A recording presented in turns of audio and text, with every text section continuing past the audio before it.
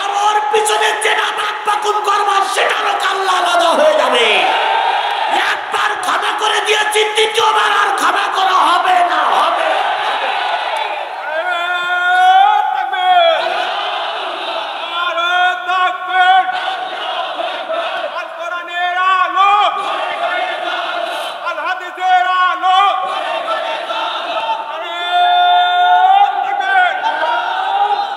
আমার ভাইরা, চিন্তার কোনো কারণ নাই।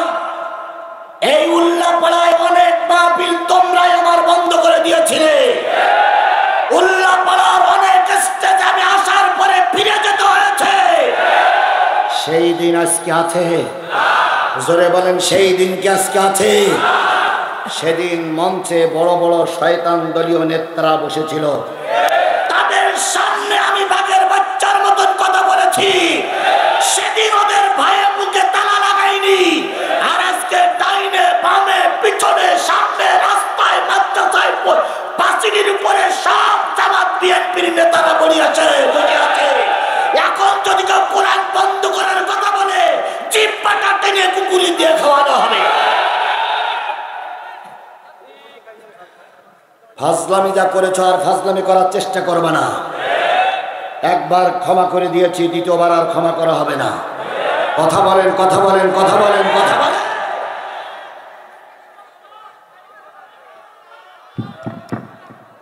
কি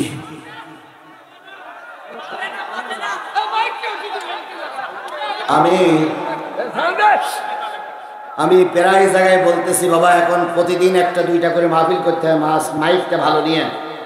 আমার খাওয়া ভালো দরকার নেই, আমার না খাতে দিলেও দুঃখ নেই, কিন্তু মাইকটা তো ভালো দরকার। কারণ এবছর যা মাহফিলের চাপ, অতিরিক্ত চাপ। আজকে যদি গলা বসে যায় তাহলে আগামীকালকের যাদের খেদমত আছে তারা কষ্ট পাবে না ভাই। এই জন্য এখানে মাহফিলের অনেকে দায়িত্বশীলরা বসে আছেন। আমি আবারও বলছি, মাহফিল যারা নিয়েছেন তাদের সবচেয়ে ভালো মাইক সেটটাই নেবেন। আপনার মাইক সেট বায়না করেছেন আইসক্রিম বিক্রি করা মাইক, ভালো কি হবে? যতদূর আছে ততদূর করতেছে। মাইকটা নেবেন ভালো। আল্লাহ আমাদের কবুল করুক। ভাই যতই চেষ্টা করি এসছি আর ভালো হবে না। এখন ওরাও কি কম চেষ্টা করতেছে? ওরা কি চাই যে খারাপ হোক? কিন্তু ওদের চেষ্টাই পর্যন্তই। এখন এই জন্য সবাইকে মেনে নিতে হবে। আজকে হয়তো কিছু কথা একটু শুনতে কষ্ট হচ্ছে, ওদেরও কাজ করতে দেন। আল্লাহ আমাদের পর রহমত করুক। আর আগামীতে যারা মাহফিলে দাওয়াত নিয়েছেন, কিচ্ছু দরকার নেই, মাইকটা যেন ভালো হয়। আল্লাহ আমাদের কবুল করুক। আমার ভাইয়েরা, আমি যে জিনিসটা বোঝাতে চাচ্ছিলাম, বদরের যুদ্ধে মুসলমানদের সংখ্যা কত? আরেকটু জোরে বলেন, মুসলমানদের সংখ্যা কত? ভারত এখন আমাদের জুজুর ভয় দেখায়, সীমানা বন্ধ করে দেব, ঝাল পেঁচ আসতে দেব না।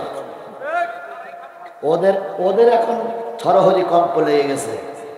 পাকিস্তানের কেবল 2টো জাহাজ বাংলাদেশে এসেছে, সেই ভয়ে ভারত এখন চিন্তা করতেছে মাল বিক্রি করার আর কোনো জায়গা নাই। আবার আজকে কি শুনলেন? সকল ইসলামী দলের নেতৃবৃন্দ কোথায় সফর করেছে?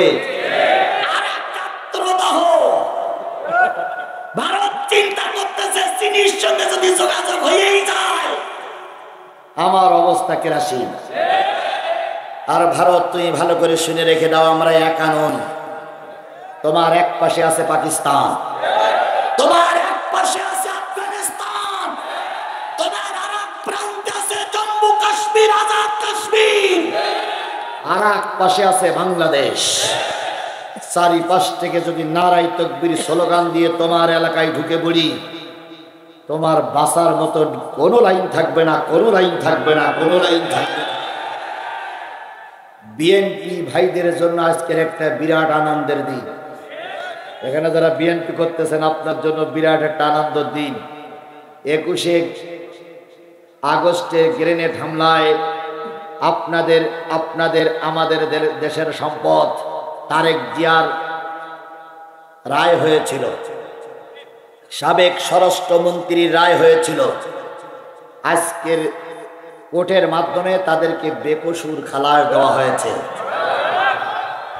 আজকে বিএনপির আনন্দের দিন, তার মানে আমরা ধারণা করছি খুব তাড়াতাড়ি তারেক জিয়া আমার দেশে আসবে। আর তারেক জিয়া দেশে আসা মানেই বিএনপিরা উজ্জীবিত হবে। কথা বলেন ঠিক না বেঠিক? আর এইটাই হইছে ভারতের জন্য গাত্রদাহ। সুতরাং বিএনপি জামাত আমরা ভাই ভাই। এখানে দ্বন্দ্ব করলেই শেখ হাসিনা আবার মাথা উঁচু করে দাঁড়ানোর সুযোগ পাবে। এই জন্য সকলের কাছে আমাদের আহ্বান, কোন রকম দ্বন্দ্ব করা যাবে না। উল্টো বুঝবেন না। আপনি একটা দল করেন, ভাই একটা দল করতেই পারেন গণতান্ত্রিক দেশে। খান সাহেব একটা দল করতে পারে, আপনার একটা দল করতে পারেন, তবে আপনারা জামাত ইসলাম মিলেই তো এই স্বাধীনতা আমরা এনেছি। কথা বলে ঠিক না বেঠিক? এখন যদি দল করে পথ দিয়ে ভাগাভাগি করি, মারামারি করি, তাহলে ভারতের আর ভারতকে আসার সুযোগ আপনারাই করে দিবেন, আপনারাই করে দিবেন, আপনারাই করে দিবেন। এখানে যারা বিএনপি জামাতের লোক আছেন, শেখ হাসিনা তো ভারত আবার আমাদের দেশে এসে মাতবরি করুক, এটাকে আপনারা চান? জোরে বলেন চান? তাহলে ছোট্ট ছোট্ট সমস্যাগুলো নিজেরা সমাধান করে নিতে হবে, মারামারি করা যাবে না। মারামারি করা মানে নিজেদের পায়ে নিজেরা কুরুল মারা। কথা বুঝেছেন? কথা বুঝেছেন? কথা বুঝেছেন? আচ্ছা বলুন তো, এক বাবার 4টে ভাই, ভাই ভাই একটু দ্বন্দ্ব থাকে না? থাকে না? তার মানে কি এই কাজ বাপের বাড়িতে বের করে দিতে হবে? তার মানে কি এই যে বড় ভাই যে করেছিল ওই ঘরে থেকে ভাই বের করে, এইটা কি কাজ? তাহলে আমরা জামাত বিএনপি এখানে থাকতে গেলে টুকটাক 19-20 হতেই পারে, কিন্তু সেই 19-20কে কেন্দ্র করে কাউকে ছোট করা, কাউকে বড় করা, কাউকে অপমান করার নিয়ত করলে আল্লাহর আদালতে আপনারও কৈফিয়ত দেওয়া লাগবে। যদি বোঝেন তো বুঝলেন, আর না বুঝলেন তো কসু। বলেন তো, কুকুরের লেজের, যদি কুকুরের লেজে 7.5 মণ ঘি টানা হয়, এইবার টেনে ছেড়ে দিলে কুকুরের লেজ বেঁকা হয় না সোজা হয়? আওয়ামী লীগের যতই আপনি 7.5 মণ তেল মাখান, ওরা যে দেশের শত্রু এর ভিতরে কোনো সন্দেহ নাই। সুতরাং ওদের ঘি মাখাইয়ে লাভ নাই। এখন 3.5 লাঠির প্রয়োজন। হয়তো সুরপাত থাকো তো তোমার লাঠি দিয়ে পিটাই সোজা করা হবে। আল্লাহর কসম, ইতিমধ্যে যত স্বৈরাচার পালিয়ে গেছে, কোনো স্বৈরাচার ফিরে এসে রাজনীতি করতে পারেনি। এই স্বৈরাচার শেখ হাসিনাকে আমাদের দেশে আর কখনো ফিরে আসতে দেওয়া হবে না। হ্যাঁ, তাকে আনা হবে, বিমানের চাকায় বেঁধে ঝুলাই নিয়ে আসা হবে। বিমানের চাকায় কোমরে দড়ি বেঁধে ঝুলাই নিয়ে আসা হবে। যতগুলো দেশের মধ্যে আসবে সবাই বলবে যে স্বৈরাচারে নিয়ে যাচ্ছে। এই নিয়ে ট্রাইব্যুনালে বিচার করা হবে। আল্লামা নেসাবিরের যে কায়দায় ফাঁসিতে ঝুলিয়েছে, আব্দুল কাদের মোল্লারেরা ফাঁসিতে ঝুলিয়েছে, হেফাজতের আলেমদেরকে লাইট নিভাইয়ে মৃত্যুর কোলে ঠেলে দিয়েছে।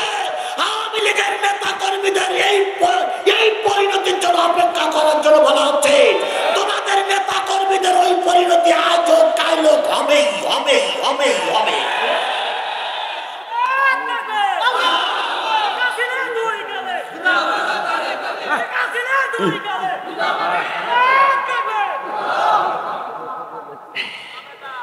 এগুলো আপনাদের মহাব্বতের কথা, কিন্তু এসব কথা না বলাই ভালো। আল্লাহ আমাদের সবাইকে ধৈর্যের সঙ্গে কবুল করুক। সকলে মিলে বলুন আমিন। আল্লাহ নবী বদরের যুদ্ধে জিতে গেলেন। সাহাবীরা 4টে ভাগ হয়ে গেল। কয় ভাগ?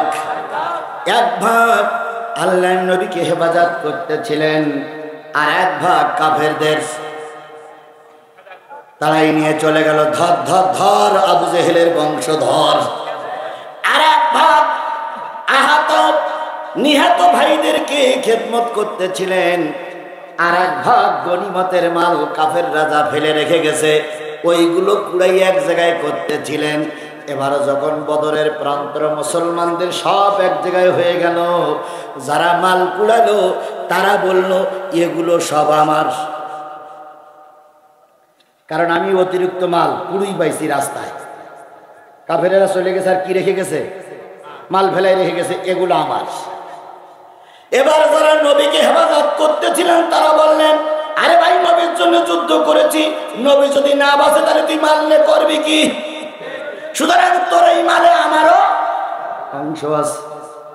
আর একদল বলতেছিল, আমার আহত ভাই বদরের প্রান্তরে কাঁদতেছে, তার পানি খাওয়াইছি, তার সেবা করেছি, তাকে ধরে নিয়ে ডাক্তার কবিরাজি করেছি, সুতরাং এই মালে আমার ভাগ আছে। আর একদল বলতেছে, আমরা যদি কাফেরদের না তাড়াই দিতাম তাহলে তোরা মাল পাতিস কই?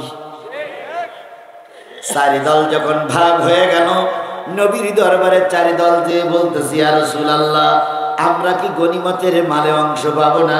আল্লাহ রাব্বুল আলামিন ওদের প্রশ্নের উত্তর দিয়ে বললেন, ইয়াসআলুনাকা আনিল আনফাল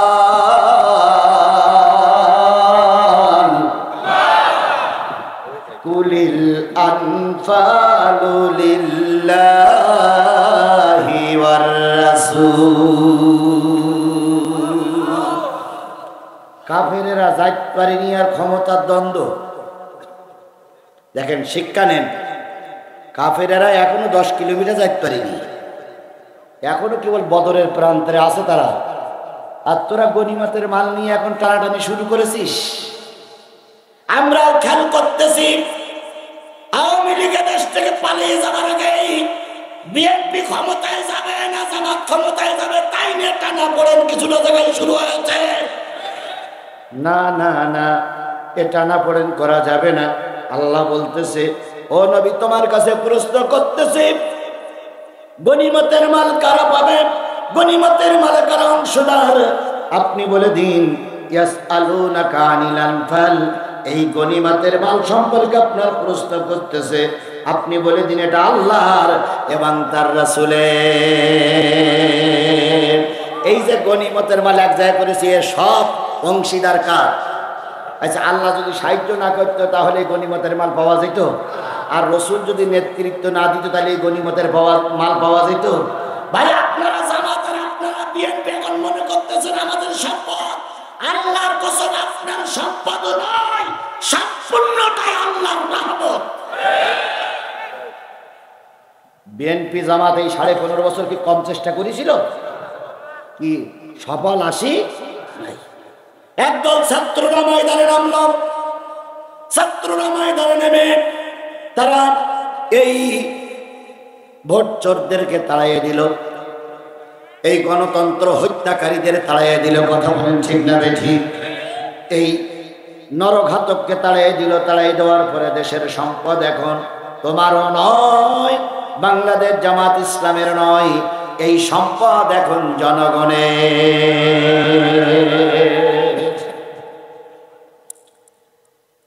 ফাত্তাকুল্লাহ, আল্লাহ বলতেছে আমারে ভয় করো। কাকে ভয় করো? আরো জোরে বলেন, কাকে ভয় করো? আওয়ামী লীগ সরকার ভোট চুরি করেছিল, এখন বিএনপি আর জামাত যদি ভোট চুরি করে তাহলে আওয়ামী লীগ আর বিএনপির ভিতরে, জামাতের ভিতরে পার্থক্য কি? আওয়ামী লীগ ওয়ালারা সাদাবাজি করতো, এখন যদি জামাত বিএনপি ওয়ালারা সাদাবাজি করে তাহলে বুঝতে হবে এদের চাইতে ওরাই ভালো ছিল। সুতরাং সাদাবাজি করা, লোকের জায়গা দখল করা, লোকের বাড়ি ঘর দখল করা, এটা শরিয়াতে জায়েজ নাই। আল্লাহ বলতেছেন ফাত্তাকুল্লাহ, আল্লাহরে ভয় করো, আল্লাহরে ভয় করো। ও আসলিহু যাতা বাইনিকুম, তোমাদের একে অপরের আমল সংশোধন করে নাও, একে অপরে ভাই ভাই হয়ে যাও। এই জায়গাটা কথা শোনা যাচ্ছে না, এই জায়গায় এখানে কথা শোনা যাচ্ছে না, এই জন্য এই জায়গার লোকগুলো উঠে যাচ্ছে। ভাই এই লোকগুলো উঠে যাওয়ার মূল কারণ ওনারা শুনতে পাচ্ছে না। এই এখানে হরেন মোটে যাচ্ছে না, কারণটা কি? আল্লাহ, এত বড় একটা মাহফিল, মাইকের জন্য সমস্যা হয়ে গেল রে ভাই। ও ভাই, যতটুক শোনা যায় ততটুক দয়া করে একটু বসুন। যদি মনে করে দোকান তো শোনা যাচ্ছে না, এই পাশে আসুন। হ্যাঁ, এটাও বন্ধ হয়ে গেছে। পরপর তোমার ব্যাটারি চলতেছে, এ তো শব্দ শোনাই যাচ্ছে না, পরপর তো ডাউনই আসতেছে, লোক তো সব চলেই গেল।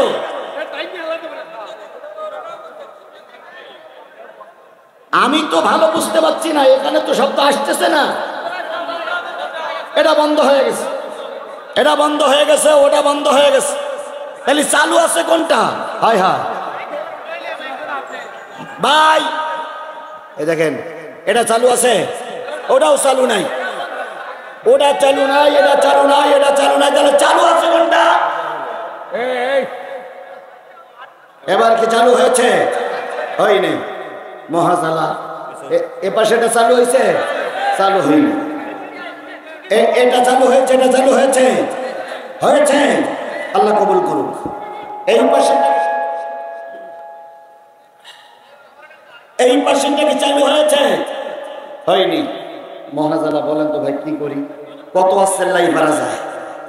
বন্ধুগণ, আল্লাহর রাস্তে, আল্লাহে আল্লাহে আল্লাহে, একটু আল্লাহর রাস্তে একটু অপেক্ষা করুন ভাই। বলুন, হ্যাঁ বক্স বন্ধ, আল্লাহ এত বড় একটা মাহফিল, কত দূরের থেকে আসলাম কষ্ট করে, সব বন্ধ হয়ে গেল রে বাবা। ওই ওই বক্স কি বন্ধ? বক্স কি বন্ধ? এ বক্সও বন্ধ। আল্লাহ আল্লাহ আল্লাহ। ভাই আচ্ছা, আপনারা আমার ফেলে রেখে যাচ্ছেন কেন? এই আজ শোনা না যাক, আমার রেখে যাবেন, এইটা নিয়ে করেন। সব দিক তো শোনা যায়, আজকে না শোনা না যাক, দেখা তো যাচ্ছে, তো দেখি অন্তত। আল্লাহ আল্লাহ, জি আচ্ছা শোনেন বাবা, তোমরা যদি না পারো তো একবার বন্ধ করতে, আমি খালি গোলায় চালাই, তাও অন্তত হবে। কালকের মাহফিল তো বন্ধ, কালকের মাহফিল চলবে না, কালকে দিনে একটা মাহফিল, রাতে একটা মাহফিল। আসলে শোনেন, আচ্ছা চেষ্টা করি, একটা হরেন দাও তো, একটা হরেন চালাও তো, একটা হরেন চালাও, এখানে একটা হরেন চালাও, সব হরেনের দরকার নেই। তুমি সব লাইনগুলো বন্ধ করে এখানে যা আছে আমার মাথার পরে একটা হরেন চালাও, একটা হরেন চালাও। আমি তোমার ক্ষতি করতে চাই না, একটা হরেন চালাও, একটা হরেন। বাইরের আওয়াজ মোটেও যাওয়ার দরকার নেই, বাইরের গুলো সব বন্ধ হোক, শুধু ভিতরে একটা হরেন চালু থাক। আল্লাহ আল্লাহ তুমি রহমত করো, আল্লাহ তুমি রহমত করো, আল্লাহ তুমি রহমত করো। ওর মাইকটা ভালো করে দাও আল্লাহ, এত বড় কোরআনের মাহফিলটা তুমি নষ্ট করে দিও না, আল্লাহ তুমি রহমত করো। আল্লাহ আমাদের সবাইকে হেফাজত করুক। আরেকটু জোরে বলেন আমিন, আরেকটু জোরে বলেন আমিন। আমি অনেক কথা বলেছি, আজকে একটা নতুন সাবজেক্টের পরে কথা বলতে চেয়েছিলাম, কিন্তু দুঃখ, খুব কষ্ট হচ্ছে। বন্ধুগণ শোনা যায়? এই সাউন্ড বক্সটা বন্ধ হলে কেন? চালু হয়েছে, এটা কি চালু হয়েছে? এটা চালু হয়নি। বন্ধুগণ, যে জিনিসটা বোঝাতে চাচ্ছিলাম সেটা হলো, আমি তো একটা বাদ দিছি, একটাই চালু করেছি, সেটা হলো আল্লাহ রাব্বুল আলামিন বলতেছেন, নিশ্চয়ই করে নাও, আল্লাহরে ভয় করো, নিশ্চয়ই করে নাও, ওয়াতিউল্লাহ ওয়া রাসূলাহু, আল্লাহ এবং রাসূলের অনুগত করো, ইন কুনতুম মুমিনিন, যদি তোমরা মুমিন হও। আল্লাহর পরে ঈমান আনো, কারণ আল্লাহর ভয় দিলে না থাকলে মুমিন হওয়া যায় না। যাদের হৃদয় আছে আল্লাহর ভয়, তারা কভু পথ ভুলে যায় না, তারা কভু পথ ভুলে যায় না। আল্লাহর প্রেম ছাড়া এই দুনিয়ায় কারো কাছে কোনো কিছু চায় না। রাতের আধারে যারা সেজদাতে রয়, দু চোখের অশ্রুতে নদী যেন বয়, ছলনার হাত ছানি যতই আসুক, পিছনে ফিরেও তাকায় না। যাদের হৃদয় আছে আল্লাহ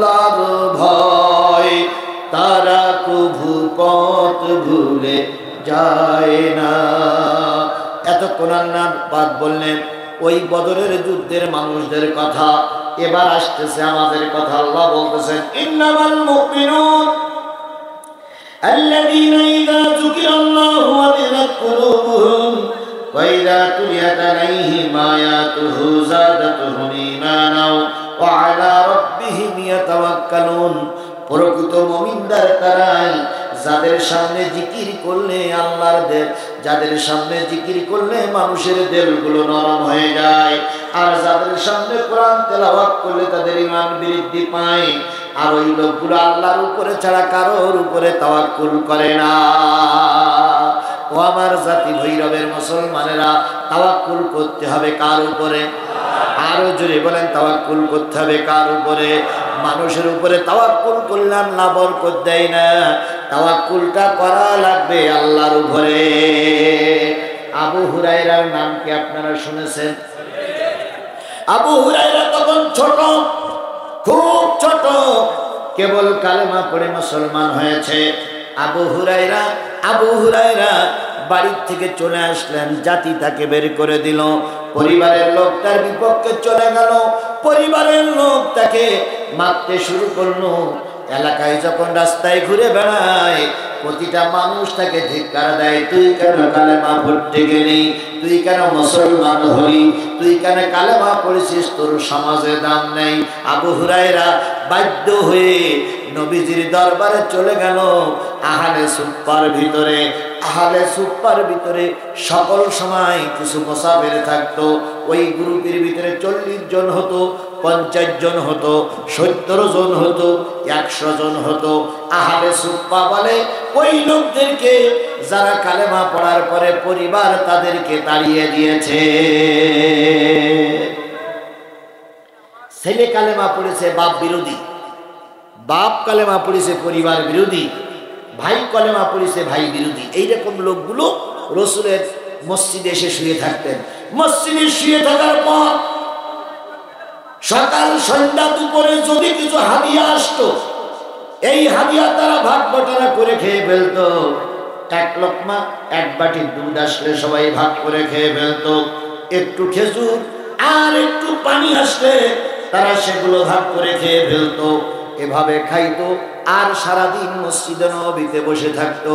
এমন একটা সময় গেছে, এক কাপড়ে সব কিছু হয়েছে, একটা কাপড় বুকের পরে বেঁধে রাখতো, ওটাই জামা, ওটাই লুঙ্গি, ওটাই পায়জামা।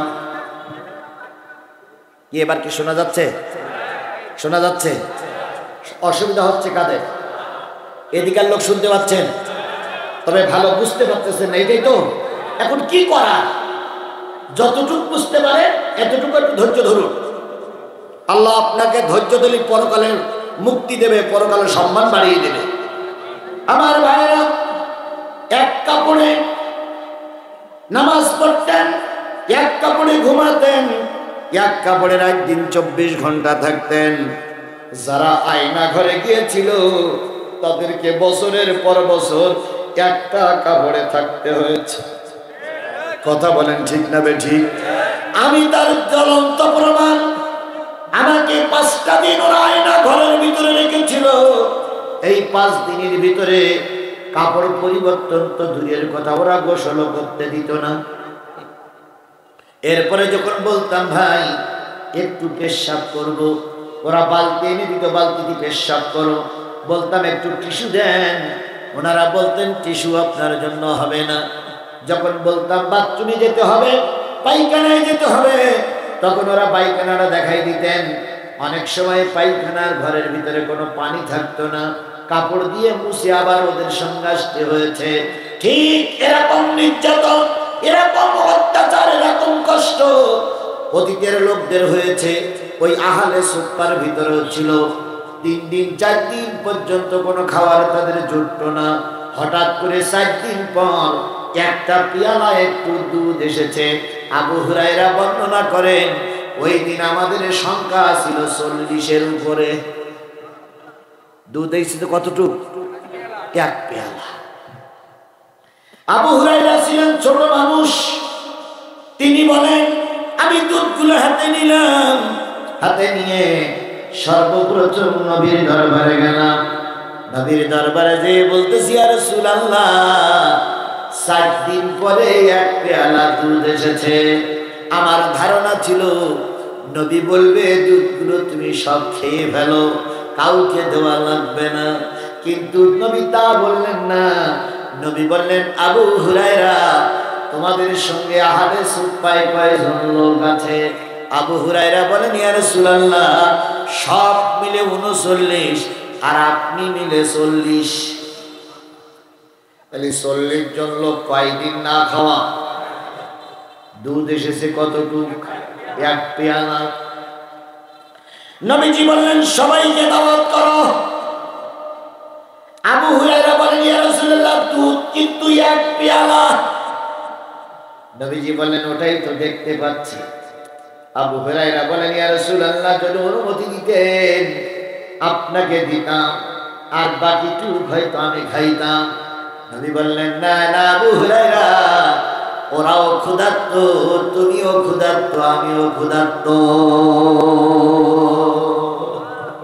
এতটুক যদি অতীতের মানুষরা বুঝতো, আল্লাহর কসম, কারোর নামে 20টা মামলা, কারোর পরনের কাপড় ছিল না, আর কেউ কোটি টাকার মালিক হতে পারত না।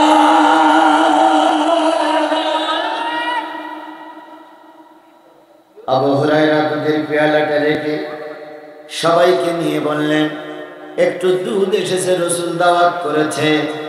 দুধগুলো রেখে নবীজি সবাইকে বসতে বললেন। বসতে বলার পরে আবু হুরায়রার কাছে দুধের পেয়ালাটা দিয়ে বলতেছেন, আবু হুরায়রা, ডাইনিং থেকে শুরু করুন। আবু হুরায়রা, হাদিস শরীফে আছে, আবু হুরায়রা বর্ণনা করেন, আমি যখন ডাইনের লোকটার হাতে দুধের পেয়ালাটা দিলাম, সে যখন দুধের বোতলে মুখ লাগাই টানতেছিল, আমি উঁকি মেরে দেখতেছিলাম সব খেয়ে ফেলল না, অল্প কিছু আছে। আমি চিন্তা করছিলাম সব মনে হয় খেয়ে ফেলবে, তারপরে দেখলাম কিছু খাইছে, কিছু আছে। নবীকে বললাম, ইয়া রাসূলুল্লাহ, কি করব? নবী বললেন, দ্বিতীয় লোকটার কাছে দাও। দ্বিতীয় লোকটার কাছে দেওয়া হলো। এভাবে করতে করতে করতে করতে 38 জন লোকের উদার পূর্ণ করে, পেট পূর্ণ করে খাওয়া হয়ে গেছে। আবু হুরায়রা দুধের পাত্রটা নিয়ে নবীর কাছে দিয়ে বলতেছি, ইয়া রাসূলুল্লাহ, এখন কি করব? নবী মিসকে হাসি দিয়ে বলেন, আবু হুরায়রা, এবার তুমি পান করো। হযরত আবু হুরায়রা বলেন, আমি চিন্তা করছিলাম সব যদি আমি খেয়ে ফেলি, নবীর ভাগে হয়তো কিছু থাকবে না, তাই কিছুটা খাইলাম, আর কিছুটা নবীর কাছে দিয়ে বললাম, ইয়া রাসূলুল্লাহ, এবার আপনি খান। নবী বলেন, আবু হুরায়রা, তুমি ছোট মানুষ, আবার খাও। আবু হুরায়রা বলেন, আমি আবার পান করলাম। নবীজি বলেন, আবু হুরায়রা, আবার খাও। 3বার পান করার পরে নবী যখন বলেন, আবু হুরায়রা, আবার খাও, আমি আবু হুরায়রা আল্লাহর নামে কসম দিয়ে বললাম, ইয়া রাসূলুল্লাহ, আমার পেটে আর এক টুকটাও জায়গা নাই যেখানে সামান্য পরিমাণ দুধ ঢুকানো যায়। হাদিস শরীফে আছে, বাকি যেটুক দুধ ছিল সেইটুক দুধ আমার নবী পান করলেন।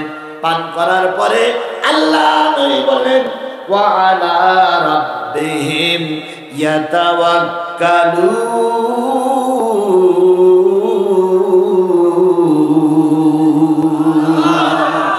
মুমিন যারা হয় তারা আল্লাহর পরে তাওয়াক্কুল করবে, আর আল্লাহর পরে যদি কেউ তাওয়াক্কুল করে, তার খাদ্যের ব্যবস্থা স্বয়ং আল্লাহই করে দেয়।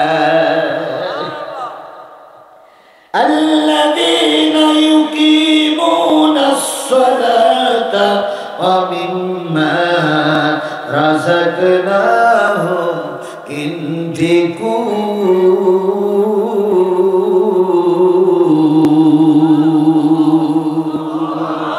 বন্ধুগণ, এটা কি মাদ্রাসা?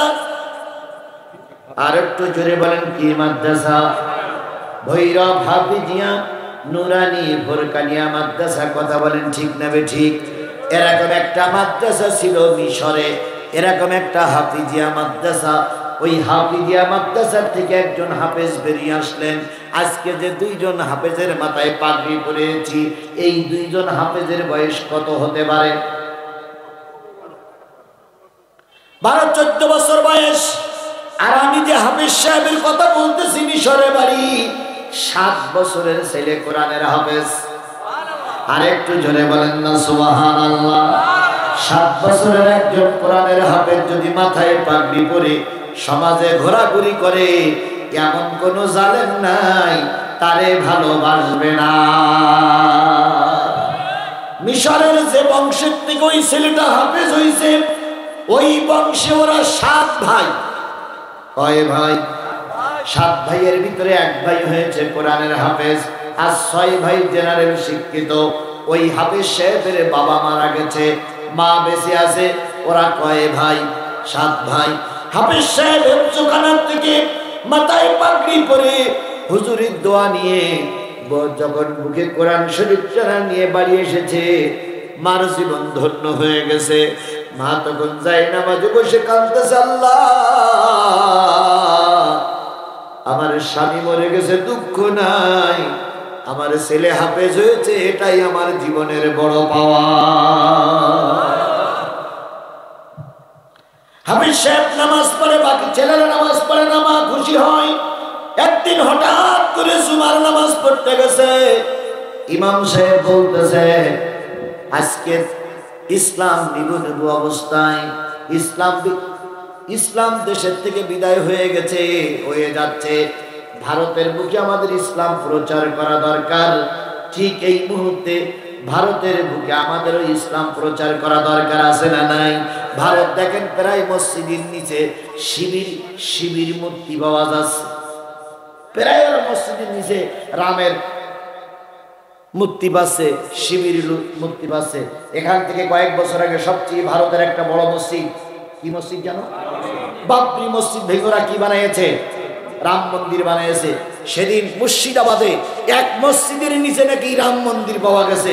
তারপরে কয়েকদিন আগে বলেছে যে আজমিরে নাকি রামের জন্মস্থান, রামের মন্দির ছিল।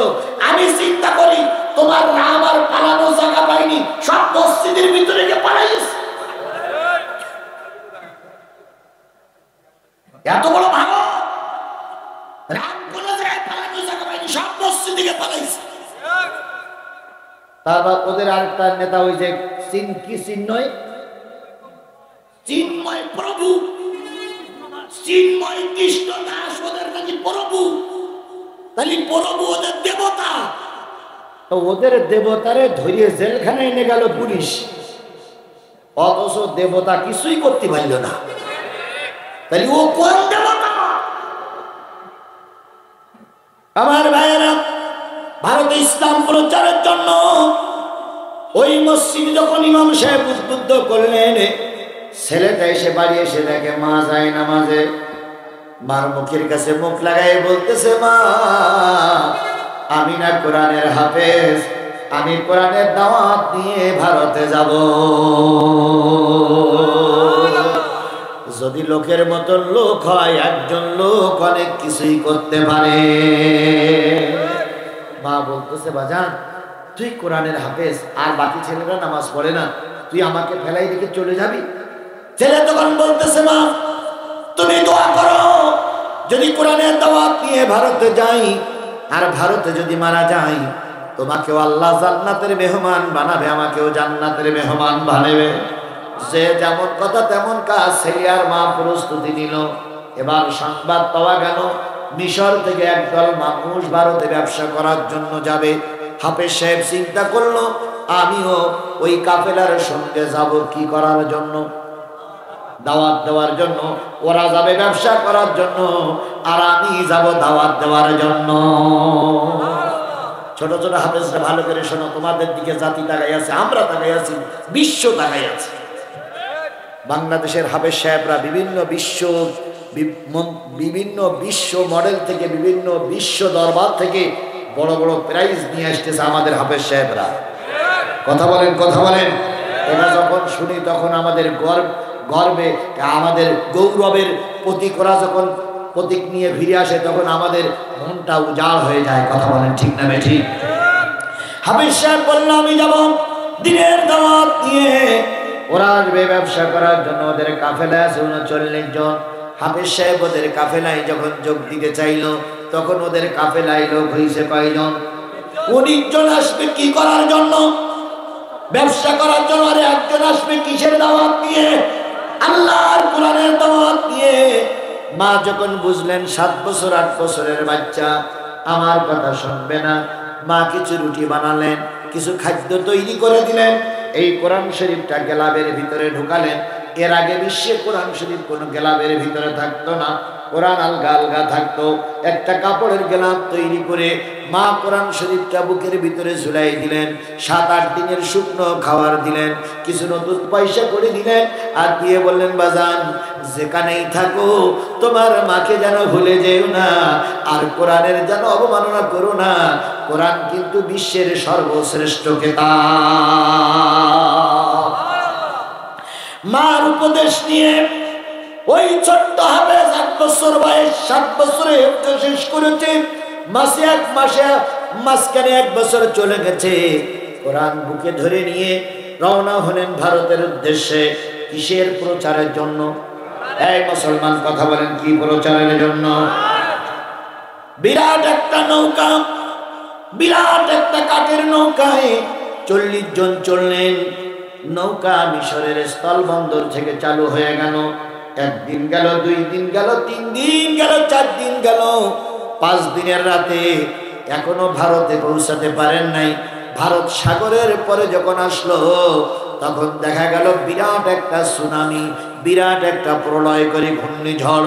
ওই ঘূর্ণিঝড়ে রাতের অন্ধকারে ওদের 40 জন বহনকারী নৌকাটা সম্পূর্ণ উল্টে গেছে।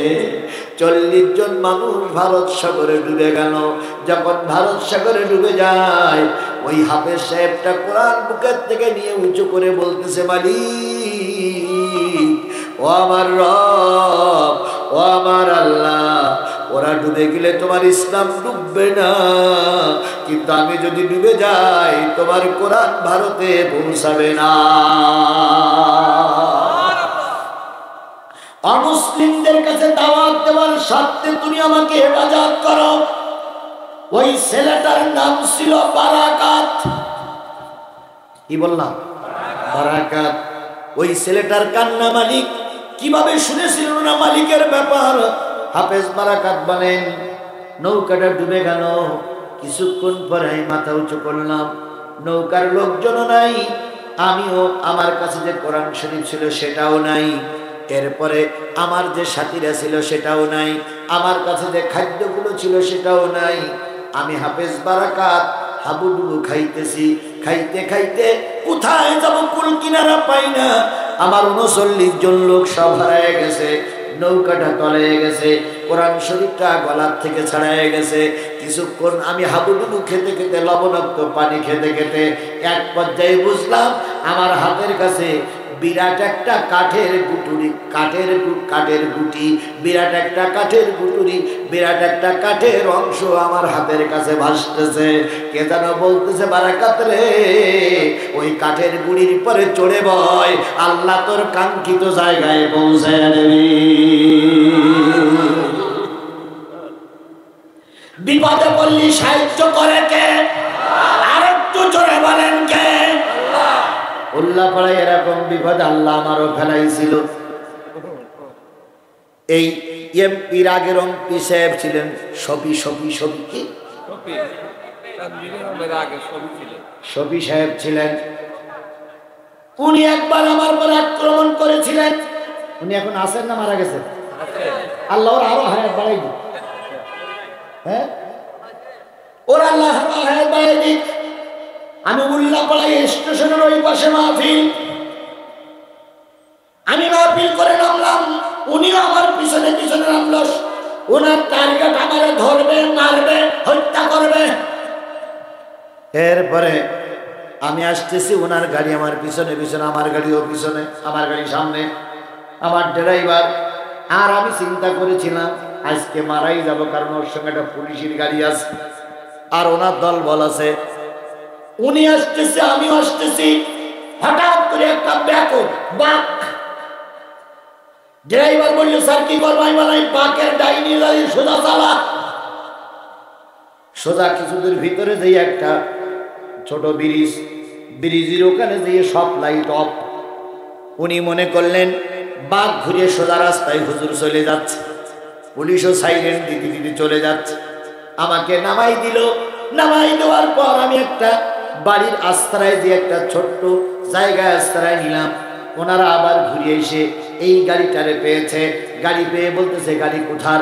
তখন ওই ছেলেটা বলতেছে এখানে একজন ভাড়ায় আসছে, তাই নিয়ে আসছি। কয় এই গাড়ি থেকে হুজুর ছিল? কয় আমি হুজুর চিনি না। আমার বিশ্বাস ওই দিন যদি এই জান্নাতি মানুষটা, ওই দিন যদি আল্লাহর ওলি আমারে খুঁজে পেত, হয়তো সবাই করে আমার নদীতে দিত। সেদিন কে বাঁচিয়েছিল? কিসের জন্য? আমি শুধু এতটুকু বিশ্বাস করি, আল্লাহ যত বড় বিপদ থেকে তুমি আমারে বাঁচিয়েছো সবটা ছিল তোমার কোরআনের জন্য। আপনারা ওয়াজে দেখেছেন পাবনার এক মাহফিলে 3টে গুলি হয়েছে। না দেখলে আজকে যে বাড়িতে সার্চ করবেন, এরকম 8-10 জনের দূরে একটা ছেলে প্যান্ট শার্ট পরা, তার পাশে আরো 2 জন আছে। 3 জন বেশ মাহফিলের শুরুর থেকেই বসে আছে। আমি ওদের চাল চলন দেখে একটু ভয় পাচ্ছি, তারপরে কিছু বলতে পারছি না। ওয়াজ অর্ধেকটা হয়ে গেছে, হঠাৎ করে ওখান থেকে পিস্তল বের করে গুলি। আমার যখন ডাইন পাশে কানের পাশ থেকে গুলি চলে যায়, আমি যদি মাথাটা একটু না ঘুরাতাম ডাইরেক্ট ডাইন চোখ বাড্ডে গুলিটা বেরিয়ে যেত। আবার বাম পাশের থেকে গুলি করলো, আমি আবার এই দিক ফেললাম, গুলিটা ওই পাশে বেরিয়ে গেল। এবার ডাইরেক্ট আমাকে শুট করলো। আমি মাথাটা নিচু করে টেবিলের পরে লাগালাম। 3টা গুলি যখন হলো, জনগণ তার মধ্যে ঠিক পেয়েছে। জনগণ ওদের পর আক্রমণ করলো, ওরা দৌড়িয়ে পালায়ে চলে গেল। আবার সেই মাহফিল শেষ পর্যন্ত হয়েছে। তাহলে এই যে গুলির থেকে বাঁচালেন কে? ওই যে নেতার আক্রমণ থেকে বাঁচালেন কে? তাহলে সেই আল্লাহ হাফেজ বারাকাতের জন্য সাগরের বুকে রহমত করতে পারে না? কারণ দুনিয়ায় যত বড় বিপদ হোক আল্লাহ তার কোরআনকে টিকাইয়ে রাখবে। হাফেজ বারাকাত বলেন, আমি এবার সারা রাত ভারত সাগরে থাকলাম। পরের দিন সারাদিন কাঠের পরে ঘুরতে লাগলাম। পরের দিন রাত চলে গেল। ভোর যখন হলো তখন আমি খেয়াল করলাম একটা দেশ দেখা যায়, কিছু মাটি দেখা যায়, কিছু দ্বীপ দেখা যায়। আমি ওই দ্বীপের কিনারায় যেয়ে কাঠের থেকে নেমে দ্বীপের পরে শুয়ে পড়লাম। আমার পরনে তখন কাপড় ছিল না, সব ওই সাগরে চলে গেছে। আমি সম্পূর্ণ উলাঙ্গ। হাফেজ বারাকাত বলেন, পরনে আমার কাপড় নাই, 3 দিন কোনো খাবার নাই, কোরআন শরীফ আমার কাছে নাই, কিচ্ছু নাই। আমি একা একা দ্বীপের পরে শুয়ে পড়লাম। ওই দ্বীপটার ভিতরে ছিল একজন মহিলা। ওই মহিলা প্রতিদিন কাঠ কাটতে যায় দ্বীপের পাড় দিয়ে। হঠাৎ করে তাকাই দেখে সূর্যর কিনারা না গো, সূর্যর আলো পড়েছে, আর একটা ফুটফুটে চাঁদের মতন সন্তান দ্বীপের পরে শুয়ে আছে। মহিলাটা তার দুপুরের খাওয়া, কাঠ কাটা যন্ত্র, কাঠ পেটে নেওয়া দড়ি এক পাশে রেখে আস্তে আস্তে করে নদীর চরে যেয়ে, নদীর কিনারায় যেয়ে বাচ্চাটার উঁচু করে দেখে আল্লাহর বান্দা এখনো বেঁচে আছে। ওই মহিলা বাচ্চাটার বুকের ভিতরে জড়াই ধরে বলতেছে, ও ভগবানের সৃষ্টি জীব মানুষ, তোমার চেহারা দেখে মনে হয় তুমি কোনো ভদ্র ঘরের লোক, তোমার চেহারাটা বড় সুন্দর। আপনারা যারা হজে গেছেন, যেয়ে দেখেছেন, যারা হজ করতে আসে, মিশরের মানুষ আর ফিলিস্তিনের মানুষের চেহারাগুলো দেখতে খুবই সুন্দর। ভাই যে কোনো গেছে মাইকের আওয়াজ শুনতে পাইনি, এখন তো আপনার আওয়াজ শুনতে পাচ্ছেন। তাহলে 3-4 লোক উঠে চলে যাচ্ছে কেন? এরা কি কোরআনের শত্রু? আগে যেগুলো গেছে দাবি করিনি, কারণ আগে মাইকের আওয়াজ শোনা যাচ্ছিল না, এই জন্য ওনারা চলে গেছে। তবে মাইকের আওয়াজ যদি এখন শোনা যায়, ফিরে আসলে কোরআন খুশি হবে, ফিরে আসলে আল্লাহ খুশি হবে। ফিরে আসলে মাদ্রাসা খুশি হবে, ফিরে আসলে রাসূল খুশি হবে। আর যদি ফিরে না আসো তাহলে শয়তান জিতে গেল। যে লোকগুলো চলে গেছে ওই লোকগুলো যাওয়ার থেকে শয়তান খুশি হয়েছে না? শয়তান এখন আনন্দ করতেছে আর বলতেছে কিছুটা হলে তো কিছু লোক বের করতেছি। তাহলে শয়তানের খুশি করে যাব না আল্লাহর খুশি করে যাব? জোরে বলেন কারে খুশি করে যাব? আমি হেফজখানার জন্য কথা বলছি, হেফজখানার জন্য কৌশলে কিছু টাকা আদায় করেছি, সবটা তো হেফজখানা। একটা টাকাও কি এখান থেকে নিয়ে আমি পকেটে ঢুকাইছি? সব টাকা কিসে দিয়েছি? হেফজখানায় দিয়েছি। তাহলে যা করেছি এই কোরআনের জন্য করেছি। আপনারা যারা বসে আছেন কোরআনের জন্য, এর ওসিলায় করে আল্লাহ আপনাদের মাফ করে দিয়েছে। বন্ধুগণ ওগুলো সব রেখে দেন, পরে পড়ি দোয়া করবেন ইনশাআল্লাহ। এখন যদি আরো পড়তে যাই তাহলে ওয়াজই হবে না, রেখে দেন। আমার ভাইয়েরা, হাফেজ বারাকাত বুড়ি যখন তুললো, বুড়ি আর কাটতে গেল না। পানির ভিতরে রুটিগুলো নরম করে করে বারাকাতের ভিতরে গালের ভিতরে দিল। বারাকাত রুটিটা খেয়ে একটু সুস্থ হয়েছে। 8 বছরের 9 বছর 8 বছরের ছেলে, মাঝখানের একটু বয়স বেশি হয়ে গেছে, ধরে নিলাম 9 বছর। 9 বছরের একটা ছেলে ন্যাংটা, মা এটা সহ্য করতে পারে না। তাই মা কোমরের ওড়নাটা খুলে ওই বাচ্চার কোমরে পরানো। কিছুক্ষণ পর রুটি আর পানি খেয়ে ওই বাচ্চা আকাশের দিকে তাকায় বলতেছে আল্লাহ ইয়া উম্মু ইয়া উম্মু ইয়া উম্মু। ওই নারীটা বুঝলো এটা মুসলমান। আর ইয়া উম্মু মানে কি? হে আমার মা, হে আমার মা, হে আমার মা। আমি মহাবিপদে পড়েছি। ওই নারী বাচ্চারা নিয়ে বাড়ি গেল। বাড়ি যাওয়ার পরে ওই ঘরের ভিতরে 9 বছর ওই নারীর একটা মেয়ে ছিল। ওই মেয়ে আর মা হলো ওই ঘরে বসবাস করে। বাইরের থেকে হিন্দি ভাষায় ডেকে বলতেছে, ও আমার মা, ও আমার মেয়ে, বেরিয়ে আয়। ভগবান রহমত করে তোর একটা ভাই তো আমাদের জন্য বাজেট করে দিয়েছে। তোর একটা দাদা আমি নদীর চরে কুড়িয়ে পেয়েছি। বোনটা চলে আসলো, ভাইটার হাত ধরলো, ধরাধরি করে সবাই বাড়ি চলে গেল, ঘরের ভিতরে চলে গেল। বলুন তো হাফেজ সাহেব কি নামাজ কাজা করতে পারে? হাফেজ সাহেব নাই ঠিকই, হাফেজ সাহেবের কোরআন নাই, কিন্তু হাফেজ সাহেবের দিলের ভিতরে আছে কয় পারা কোরআন। হাফেজ সাহেব চিন্তা করলো, আমি 7 সমুদ্রের 13 নদী পার হয়ে ভারতে এসেছি কিসের দাওয়াত দেওয়ার জন্য। আমার টার্গেট মিস করলে চলবে না। যেভাবেই হোক এই ভারতের মাটিতে কোরআনের দাওয়াত পৌঁছানো লাগবে। নিয়ত করলে বরকত দেয় কে? অনেক হাজী সাহেবদের টাকা নেই কিন্তু হজ কবুল হয়েছে। আবার অনেকের টাকা আছে যেতে পারেনি। এরকম লোক আছে না, কোটি কোটি টাকার মালিক হজ করতে পারেনি, কবরে যেতে হয়েছে। আবার অনেকের কিচ্ছু নাই, আল্লাহর ঘর জিয়ারত করার সুযোগ পেয়েছে। এই জন্য নিয়ত করলে বরকত দেয় কে? আরো জোরে বলেন বরকত দেয় কে? হাফেজ সাহেবের টার্গেট আমি আল্লাহর কোরআনের দাওয়াত ভারতের মাটিতে পৌঁছাবই ইনশাআল্লাহ। আল্লাহ রাব্বুল আলামিন বরকত কিভাবে দেয়? হাফেজ সাহেব চিন্তা করে, আমি যদি পরিচয় দিই আমি মুসলিম, এর সরকার, এই দেশের সরকার আর এরা আমাকে মেরে দেবে। এই জন্য হাফেজ সাহেব পরিচয় দেয় না। তবে নামাজ কালাম হাফেজ সাহেব ভুলে যায় না। সারাদিন ওই মহিলা ওই মেয়ের সঙ্গে ঘোরাফেরা করে। মা বাজারে, মা জঙ্গলে কাঠ কাটে, বাজারে বিক্রি করে, রান্না বাড়া হয়। হাফেজ সাহেব মেয়েটা, মেয়ের মা খেয়ে 3 জন 2 ঘরে শোয়। মেয়ে আর মেয়ের মা এক ঘরে, বারাকাত আর এক ঘরে। নামাজগুলো বারাকাত রাতে আদায় করে। আর মা আর মেয়ে যখন ঘুমায় পড়ে, বারাকাত তখন আল্লাহর কোরআন তেলাওয়াত করতে শুরু করে। আউযু বিল্লাহি মিনাশ শাইতানির রাজীম। বিসমিল্লাহির রহমানির রহিম। ইয়াসিন ওয়াল কুরআনিল হাকীম ইন্নাকা লামিনাল মুরসালিন আলা সিরাতিন মুস্তাকিম তানজিলাল আজিজির রহিম লিতুনজিরা কওমান মা উনজিরা আবাহুম ফাহুম গাফিলুন। জেনে নিও মুসলমান, রাত অনেক হয়ে গেছে, 3টার সময় হেফজ মাদ্রাসার পাশে এসে একটু দাঁড়াও। দেখো আল্লাহর কোরআনের হাফেজরা কি সুন্দর সুললিত কণ্ঠে আল্লাহর কোরআন তেলাওয়াত করতেছে।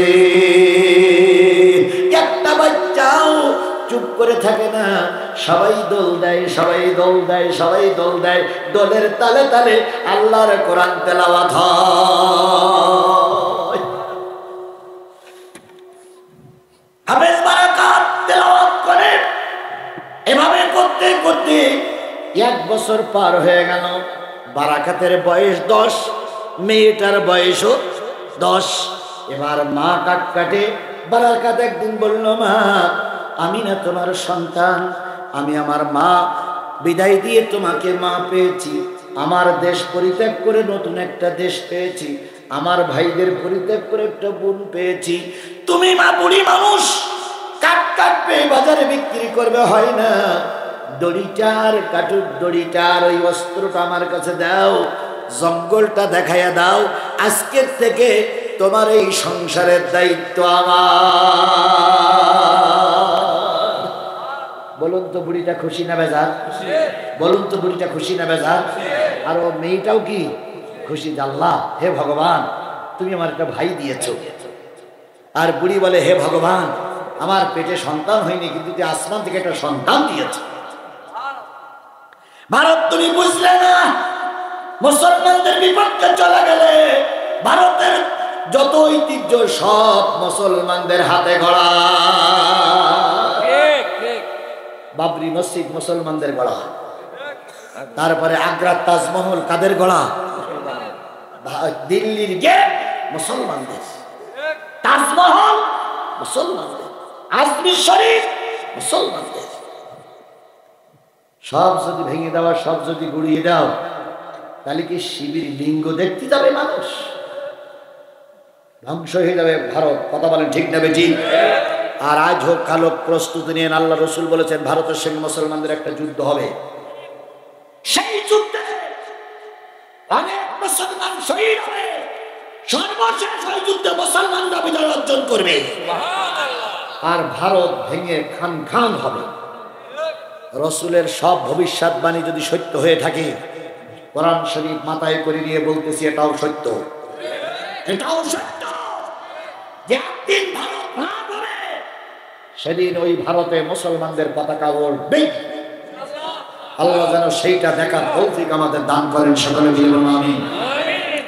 এই হিন্দুদের দেশ, এই শুকর খাওয়া দেশে বারাকাত আসলেন দাওয়াতি কাজ করার জন্য। এবার কাট কাটে দেখতে দেখতে 6 মাসের ভিতরে এখন আর খাদ্যের অভাব নাই, বাড়িতে চাউলের অভাব নাই, মাছ গোশের অভাব নাই। বুড়িও খুশি, মেয়েটাও খুশি, বারাকাতও খুশি। 1 বছর চলে গেছে। বারাকাতের বয়স এখন কত? 11। মেয়েটার বয়স এখন কত? 11। এভাবে করতে করতে আরো 1টা বছর চলে গেল। এই 12 বছরের মেয়ে, 12 বছরের বারাকাত, আর এই 50-60 বছরের বুড়ি সুখের সংসার। এর চাইতে সুখ আর কখনো হতে পারে না। হঠাৎ করে হাফেজ বারাকাত সকালবেলা চলে গেছে কাঠ কাটার জন্য। কাঠ কেটে বাজারে বিক্রি করে চাউল গোশত মাছ নিয়ে যখন বাড়ির গেটের ভিতরে ঢোকে, গেটের পাশে এসে শুনতেছে মেয়ের মা কাঁদতেছে, ভগবান সুখ বুঝি আমাদের কপালে সইল না। আল্লাহ, তুমি সুখের মুখ দেখাইতে কেড়ে নিলে, সুখটা তুমি আমাদের দিলে না। বারাকাত একটু শব্দ করলেন, মেয়ের মা আলাদা হয়ে গেল। বারাকাত ঘরের ভিতরে যেয়ে দেখে মেয়ের চোখে পানি, মার চোখে পানি। বারাকাত হিন্দি ভাষা তো কোনে শিখে গেছে। বারাকাত ডাক দিয়ে বলে, মা আমি তোমাদের সংসারের হাল ধরেছি, এখন সংসারে সুখ এসেছে, এতে কি তোমরা সন্তুষ্ট না? মা বলতেছে, বাজানোর কথা বলিস না, ভগবান আমাদের পর অসন্তুষ্ট হবে। মেয়েটা বলে, দাদা এরকম কথা বলবেন না, ভগবান অসন্তুষ্ট হয়ে যাবে। তাহলে কান্দ কেন? মেয়ে চোখের পানি মুছলো, মা চোখের পানি মুছে বলতেছে, বাজান রে, এত বড় বিপদ আমাদের সামনে এসেছে, যেই বিপদের মোকাবেলা করার মতন কেউ না। বারাকাত বললেন, মা কি বিপদ? কয় তোর শুনে লাভ নেই, কারণ তুই আমি ক্ষুদ্র মানুষ, তোর শুনে কোনো উপকার হবে না। বারাকাত বলতে, মা একটু বলো না। কয় রাষ্ট্রের একটা হুকুম জারি হয়েছে। কি হুকুম? মা বলতেছে, আমরা যে দেশে যে রাজ্যে বসবাস করি এই রাজ্যের একটা নিয়ম আছে। কয় কি নিয়ম? কয় প্রতি অমাবস্যা রাত্রিতে একটা যুবতী মেয়ে, তোরে যেখানে কুড়ি পেড়ে পেয়েছিলাম ওই জায়গায় একটা ঘর করা আছে, ওই ঘরের ভিতরে প্রতি অমাবস্যা রাত্রিতে একটা মেয়ে দিয়ে আসতে হয়, বধূ বরণ করে নিয়ে যেতে হয়। কানে দুল, নাকে ভুল, হাতে চুড়ি, গলায় চেন, নতুন পোশাক, নতুন কি বলে সুগন্ধি পরিয়ে, নতুন পোশাক পরিয়ে সম্পূর্ণ নববধূ বানিয়ে ওই ঘরের ভিতরে রেখে আসতে হয়। রাতের বেলায় কে বা কারা ওই ঘরের ভিতরে এসে ওই মহিলাটারে ব্যবহার করে, তারা নাকি জেন প্রকৃতির মানুষ, তারা নাকি জেন। এরা ওই মহিলাটার ব্যবহার করার পর 1 মাস আর দেশের কোনো অত্যাচার হয় না। পরবর্তী মাসে আর একটা যুবতী মেয়ে দিয়ে আসতে হয়। প্রতি বছরে 12টা মেয়ে ওই ঘরের ভিতরে দিয়ে আসতে হয়। রাতের অন্ধকারে ওরা যে সংখ্যায় কতজন আসে কেউ বলতে পারবে না। ওরা প্রথম নারীটারে ব্যবহার করে, নারী ওদের ব্যবহার সহ্য করতে না পেরে মারা যায়। মারা যাওয়ার পরে ওই দুষ্টু জেনেরা ওই নারীর বিভিন্ন জায়গার গোষ্ঠগুলো কামড়িয়ে কামড়িয়ে খেয়ে ফেলে। ওই নারীর চোখ তুলে নেয়, ওই নারীর কান কেটে খেয়ে ফেলে, ওই নারীর নাক কেটে খেয়ে ফেলে, ওই নারীর জিহ্বা কেটে নেয়, ওই নারীর লজ্জাস্থান ক্ষতবিক্ষত হয়ে যায়, ওই নারীর শরীরে কোনো গোষ্ঠ থাকে না, কিছু হাড়কঙ্কাল থাকে। ওই হাড়কঙ্কাল গুলো পরের দিন সরকার বাহাদুর নিয়ে আসে, আর সরকার বাহাদুর এনে ওই ওদের যে পোড়ানোর জায়গা আছে ওইখানে দিয়ে শ্মশানে দিয়ে শেষ পর্যন্ত পোড়াইয়ে ছাই করে দেয়। এটা নাকি দেশের একটা কালচার। একটু আগে তুই আসার আগে সরকার বাহাদুরের পুলিশ, র্যাব, সেনাবাহিনী আমার বাড়ি এসেছিল, এসে বলে গেল আগামীকাল রাত্রিতে তোমার এই মেয়েটা ওই ঘরে রেখে আসতে হবে। দেখেছো তো, সুখ আসার পর কি আসে? দুঃখ। দেশ স্বাধীন হয়েছে বলে, আমরা স্বাধীন করেছি বলে আনন্দ করার কোনো সুযোগ নাই, আবারও বিপদ আসতে পারে। একজন বড় মনীষী বলেছিলেন, স্বাধীনতা অর্জন করা সহজ, টিকাই রাখা বড় কঠিন। এখন আমাদের দেশের স্বাধীনতা টিকাই রাখা বড় কঠিন হয়ে দাঁড়াইছে। কথা বলেন ঠিক না বেঠিক? এমনি তো ডক্টর মোহাম্মদ ইউনূস একজন অরাজনৈতিক ব্যক্তিত্ব, এ তো রাজনীতি বোঝেই না। তারপরে তারা আশেপাশে যে আমলারা আছে প্রায় সব ভারতের দালাল। ইসকনের সদস্য মনীষা, একজন ইসকনের মহিলা কর্মী, গতকালকে ধরা পড়িয়ে অজ্ঞাত কারণে আজকে সে জামিনে মুক্তি পেয়েছে। এইরকম যদি চলতে থাকে দেশে আর একটা ভয়াবহ অবস্থা আমাদের সামনে আসতেছে। মোকাবেলা করার জন্য সবাইকে প্রস্তুত থাকতে হবে। এই জন্য স্বাধীনতা অর্জন করা সহজ, টিকাই রাখা। নারী কান্দে ভগবান, কেন বা তুমি সুখ দিলে? ছেলেটা যখন এই কথা শুনলো তখন বলল, মা চোখের পানি মুছে ভালো। এই বোন, চোখের পানি মোছ। মা তখন যে পায়ে জড়াই ধরে বলতেছে, বাজান তুই নাই একা, ওই সেনাবাহিনীর সঙ্গে মোকাবেলা করে তুই পারবি না, র্যাবের সঙ্গে মোকাবেলা করে তুই পারবি না। যায় যাক মেয়ে যাক, তুই আর আমি তো ভালো থাকি। তো ছেলে বলতেছে, না মা, আমার ভিতরে একটা মন্ত্র আছে। এই 3 বছরের ভিতরে বারাকাত কিন্তু এটা স্বীকার করি নাই, এবার সুযোগ এসেছে। মা, আমার ভিতরে একটা মন্ত্র আছে, সেই মন্ত্র যদি আমি তেলাওয়াত করতে পারি, কোন তার 14 গোষ্ঠীর ক্ষমতা নাই আমাদের উপর আক্রমণ করে। সেই মন্ত্রটার নাম কি? মুসলমান, সেই মন্ত্রটার নাম কি? সেই মন্ত্র আজকে 2 জন হাফেজ সাহেবরা মুখস্থ করে এখান থেকে বেরিয়ে গেল। একটু সুবহানাল্লাহ বলবেন না? সুবহানাল্লাহ বলবেন না? সেই মন্ত্র আমার সামনে, সুবহানাল্লাহ সুবহানাল্লাহ সুবহানাল্লাহ। হাফেজ বারাকাত বলেন না, চোখের পানি মুছে গেল। মা ডাক দিয়ে বলে, বাবা ওরা সব জালেম, বিরাট সরকার ওরা, তুমি পারবে না। বারাকাত বললেন আমি একটু চেষ্টা করে দেখি, চেষ্টা না করে আমার মনটারে আমি বেঁচে থাকা অবস্থায় বিপদের মুখে ছেড়ে দিতে পারি না। আগামীকাল রাতে যেতে হবে তাই না মা? হ্যাঁ। বোনটারে বললেন বোন তুই শোন, মারে বললেন মা তুমি শোনো। কি? তোর সবচেয়ে নামি দামি যে কাপড়গুলো আছে সেইগুলো কালকে বিকেলবেলা আমার পরাই দিবি, আমি হব বধূ। আর তুই কালকে দুপুরের পরে বাড়ির থেকে বেরিয়ে জঙ্গলে যাবি, যতক্ষণ বিজয় হয়েছে এই শব্দ না শুনবি ততক্ষণ তুই বাড়ি আসবি না। আর মা কালকে যখন ওরা নিতে আসবে তখন তুমি বারান্দায় বেশি বসে একটু কান্নাকাটি করবা।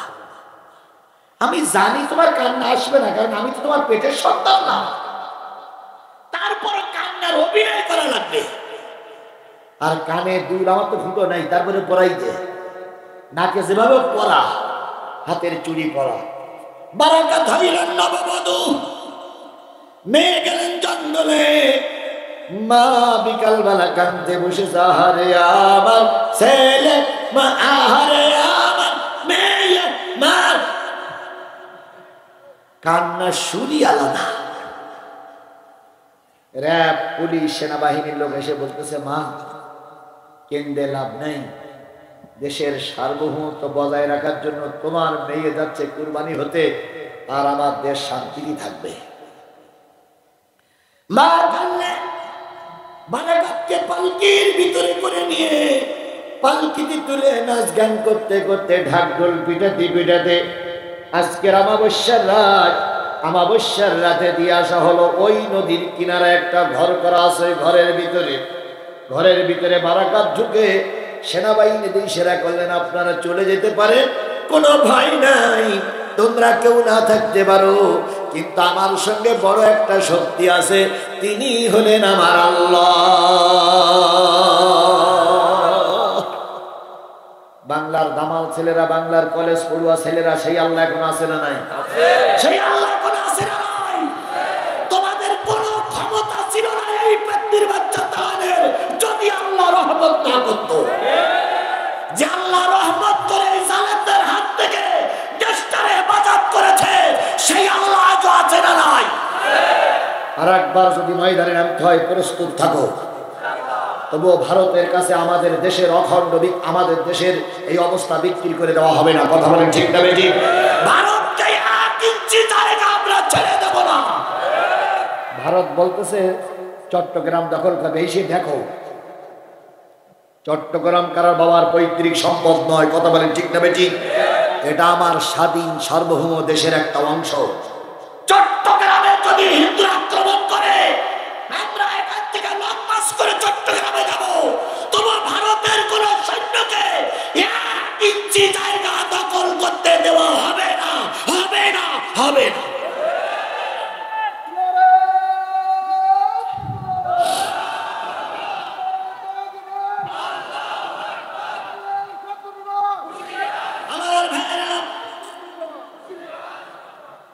আমি চেয়েছিলাম 12টায় শেষ করবো, 12টায় 20 হয়েছে। আমার এটা শেষ করতে আর 10টা মিনিট দেবেন আপনারা? সবাই দেবেন তো? কেউ আর রাস্তায় ইট পেট কেন দাঁড়ায়নি তো যে মেরি মারবো দোষ? আল্লাহ আমাদের 10টা মিনিট কবুল করুক। মাইকটা ভালো হলে অবস্থা আরো ভালো হতো। যতটুকু হয়েছে এটাই আলহামদুলিল্লাহ। সব জায়গায় সব জিনিস ভালো হয়, কিছু কিছু 19-20 হয়। এক জিনিস আজকের মাইক খারাপ হয়েছে বলে কালকে খারাপ হবে এরকম আশা করা ঠিক না, কারণ ওদের সেট তো এমনি ভালো সেটও তো আছে। আজকে হঠাৎ করে মেশিন পত্রের সমস্যা একটু 19-20 হয়ে গেছে, খারাপ নজরে দেখার সুযোগ নাই। আল্লাহ ওদের বরকত দিক, ওরা তো হাজারো চেষ্টা করেছে, আল্লাহ বরকত দিক। উল্টো বসবেন না, কেউ গালাগালিজ করবেন না, কারণ ইলেকট্রনিক জিনিস খারাপ তো হতেই পারে। আপনার ভরসা নেই। সেদিন এক ইমাম সাহেব মসজিদে খুতবা দিতে দিতে পড়ে গেছে, ওখানেই মারা গেছে। বাংলা খুতবা শেষ, উনি বলতেছেন সবাই সুন্নত পড়ে। এই গত শুক্রবার, আজ কি বার? কালকের আগের দিন নরসিংদী মাদবদী, নরসিংদীর মাদবদী এক জুমা মসজিদের খতিব, সুললিত কণ্ঠের বক্তা, উনি বাংলা আলোচনা করে বলেন সুন্নত পড়েন বলে উঠেছে, আর অমনি হুগড়ি খেয়েই পড়েছে। তা পড়িয়েছে, তা ওখানে পড়েই মৃত্যু। তাহলে ওনার মৃত্যুটা কত ভালো মৃত্যু ভাই! একটা ইমাম সাহেবের জীবনের 1 সেকেন্ড গ্যারান্টি নেই, ওর মাইক ভালো হতে পারে, খারাপ হতে পারে, উল্টো বসবেন না, ওর ব্যবসাটারে ধ্বংস করেন না, ওর ব্যবসা আল্লাহ বরকত দিক। আমরা দোয়া করেছি মাইক ভালো হয়ে গেছে, আল্লাহ তোমার ব্যবসায় বরকত দিক, আমরা তোমার শত্রু নয়, তবে খেয়াল করবা যাতে করে ভালো হয়, আল্লাহ বরকত দিক। ও আমার অনেক পুরাতন বন্ধু, এটা আমার অনেক পুরাতন সাগরেদ, আসলেই ভালো মন্দ জিজ্ঞেস করে, আল্লাহর বরকত দিক, আমিন। বন্ধুগণ, যে জিনিসটা বোঝাতে চাচ্ছিলাম সেটা হলো হাফেজ বারাকাতের ব্যাপারে কথা বলতেছিলাম। বারাকাত বলেন বউ বসে রেখে পৌঁছাই দেওয়া হলো, সেনাবাহিনীরে বিদায় দিলেন, রাত ওরা চলে আসলো, রাত অনেক হয়ে গেল। বারাকাত অপেক্ষায় ছিলেন কখন দুষ্টু জেনারা আসবে। রাত গভীর হয়ে গেছে, অবশ্যই অন্ধকার। হঠাৎ করে দেখা গেল সাগরের বুকে একটা প্রজ্বলিত আগুন জ্বলতেছে। বারাকাত চিন্তা করলেন এই বুঝি জেনে এসে গেল। বারাকাত শুরু করলেন ইয়াসিন ওয়াল কুরআনিল হাকিম ইন্নাকা লামিনাল মুরসালিন। আগুন থেমে গেল। খানিকক্ষণ পরে আবার দেখা গেল ঘরের চারিপাশে আগুন জ্বলতেছে। তার মানে জেন এখন ঘরের চারিপাশে। হাফেজ বারাকাত সূরা জেন তেলাওয়াত করতে শুরু করেন, আলহামদুলিল্লাহ। জেনেরা ঢুকতে না পেরে জেন চলে গেল। কখন জানি ফজরের আজান হয়ে গেল। হাফেজ বারাকাত তখন কোরআন শরীফের বুরুজ পড়তেছিলেন। والسماء ذات البروج واليوم الموعود।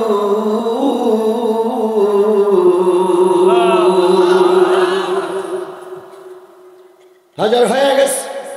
সরকারি দলের সেনারা, র্যাব, বিজিবি, পুলিশ গেছে সকালবেলা কি আনার জন্য? কঙ্কাল আনার জন্য, হাড় আনার জন্য। যখন ওরা ঢাক ঢোল পিটাই যাচ্ছে, হাফেজ বারাকাত তখন ঘরের থেকে এসে বলতে, আসসালামু আলাইকুম। সেনাবাহিনী অস্ত্র ফেলাই মেরেছে দৌড়। অন্যদিন কঙ্কাল পাওয়া যায়, আর আজকে সালাম দেয়, হায় রে সর্বনাশ। হাফেজ বারাকাত বাইরে এসে বলতেছে, ও সেনাবাহিনী দৌড়াইও না, সেনাবাহিনী আরো দৌড়। অন্যদিন জেনেরা রাতে কারবার করে, আর এখন দেখি জেন দিনে কারবার করতেছে। ওরা দৌড়ায়, হাফেজ বারাকাত তাকাই থাকে, হায় রে শক্তিশালী সেনাবাহিনী, দৌড়াও কেন? অনেক দূরে দিয়ে সেনাবাহিনী পাগলের মতন তাকাই রয়েছে। কি রে, অন্যদিন কঙ্কালার, আজকে যেমন তো মানুষ। ঘটনা কি? একজন দুইজন করতে করতে এগিয়ে আসে। হাফেজ বারাকাত বাইরে এসে বলে, ভাই সঠিক সংবাদটা শুনে যাও। একজন যেয়ে বলতেছে, নাম কি? বারাকাত। কালকে সে মেয়ে, সেই মেয়ে তো আমি না, সে তো মেয়ে, তুই তো সেই। হাফেজ বারাকাত শাড়ি কাপড়টা মাথায় দিল, কোমরে গুজে বলতেছে, দেখেন তো কালকের মেয়ে কি আমি? হ্যাঁ তা তো, কিন্তু রাতে ওরা আসেনি। এসেছিলাম। কিভাবে বাঁচলে? কয়েকটা মন্ত্র আমার কাছে আছে, ওই মন্ত্র যেখানে তেলাওয়াত হয় সেখানে জেন কেন, জেনের 14 গোষ্ঠী আসতে পারে না। সেনাবাহিনীর প্রধান, বিজিবির প্রধান, ওই সময় যারা শান্তি শৃঙ্খলায় নিয়ে জিতেছিল এই বাহিনী, পালকির পরে করে নিয়ে নাচতে নাচতে রাজদরবারে হাজির। জাহাপানা, বড় বিপদ থেকে আমার দেশটারে এই ছেলেটা হেফাজত করেছে। সুবহানাল্লাহ বলেন। সরকার বাহাদুর বলল, ওরে যুবক, আমি আমার ক্ষমতার বলে আমি আমার অস্ত্রের বলে, আমি আমার লোকজনের বলে, ভারত এত বড় একটা অংশ, আমি আমার ক্ষমতার বলে কোনো নারীর সতীত্ব রক্ষা করতে পারিনি। তুই কোন মন্ত্র বলে এই নারীর সতীত্ব রক্ষা করেছিস, সেই মন্ত্রটা আমাকে একটু পড়িয়ে শোনা, যাতে করে দেশের মানুষকে আমি অন্তত নিরাপত্তা দিতে পারে। হাফেজ বারাকাত বললেন রাষ্ট্রপতি, হাফেজ বারাকাত বললেন রাষ্ট্রনায়ক, ও আল্লাহর গোলাম, আমার ভিতরে আছে কোরআন, এই কোরআন পড়লে জেনার ক্ষতি করতে পারবে না, আর আমি যদি বেঁচে থাকি কোনো জেনের হাতে আর নারীদের তুলে দেওয়া হবে না। যদি বড় বিপদ এসে যায় এই কোরআন দিয়ে তার মোকাবেলা করা হবে। রাষ্ট্রপতি বলতেছে, বাজান রে, তুই আমার বুকে আয়, অস্ত্র দিয়ে মোকাবেলা করতে পারিনি, বোম ফুটেই মোকাবেলা করতে পারিনি, তারপরে লোকজন দিয়ে সেনাবাহিনী দিয়ে মোকাবেলা করতে পারিনি, তুই যে মোকাবেলা করেছিস এই জন্য তুই আমার হৃদয়ের স্পন্দন আমার বুকের ভিতরে জড়িয়ে আয়। আর তুই যে মন্ত্র পড়ে এই জেনদের হাত থেকে আমার যুবতী মেয়েদের হেফাজত করেছিস, সেই মন্ত্রটা একটু আমার একটু পড়িয়ে শোনা। এবার হাফেজ বারাকাত বললেন, আল্লাহ এই তো সুযোগ। হাফেজ বারাকাত বললেন, ও রাষ্ট্রপতি, এই মন্ত্র পড়তে গেলে কলেমা ওয়ালা হওয়া লাগবে।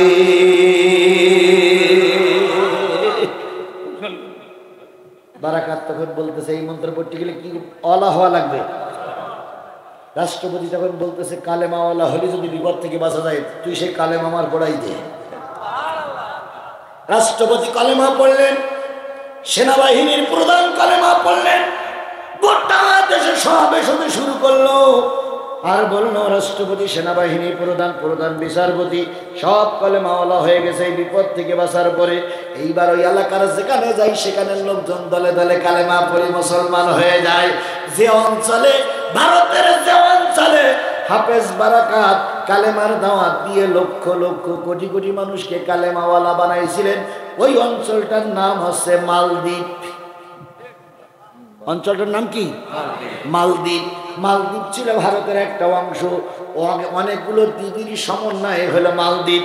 ওই দ্বীপে দ্বীপে কালেমার দাওয়াত দিয়েছে এই একজন হাফেজ, তারও সিলাই করে সেখানে কালেমার ঝান্ডা উড়েছে। আজও মালদ্বীপ কোরআন দিয়ে চলতেছে। তাহলে ছোট একজন বারাকাত যদি, একজন হাফেজ সাহেব যদি কোরআনের দাওয়াত দিয়ে ভারতের মতন অমুসলিমদের দেশে যদি কালেমার দাওয়াত পৌঁছাতে পারে, আমরা বাংলাদেশের 18 কোটি মানুষের কম বেশি কোরআন শরীফ জানা আছে না নাই? তাহলে তাই যদি থাকে, বারাকাতের মতন শপথ দিয়ে আমরাও ময়দানে নামবো, ভারতকে আমরা শিক্ষা দেব, মুসলমানেরা কোন ভারতের কাছে মাথা নত করবে না। কোরআনের জন্য প্রয়োজন আবার রাস্তায় নামবো, কোরআনের জন্য আবার জীবন দেব, কোরআনের জন্য রাজপথে শহীদ হব। অমুসলিমদের কাছে আমার দেশ বিক্রি করে দেব না।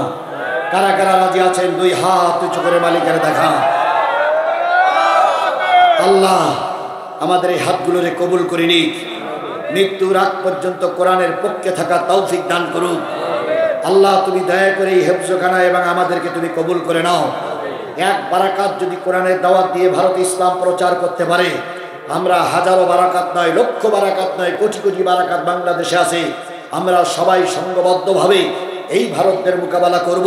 তবু কোরআনের শত্রুর কাছে আমরা মাথা নত করব। আল্লাহ এই শপথের পরে আমাদের টিকে থাকার তৌফিক দান করুক। বন্ধুগণ, রাত একটু বেশি হয়ে গেল মনে হয়। সূরা ফাতিহা ইখলাস শরীফ পড়ি, এখনই দোয়া। বিসমিল্লাহির রহমানির রহিম। আর কারোর কোনো কথা?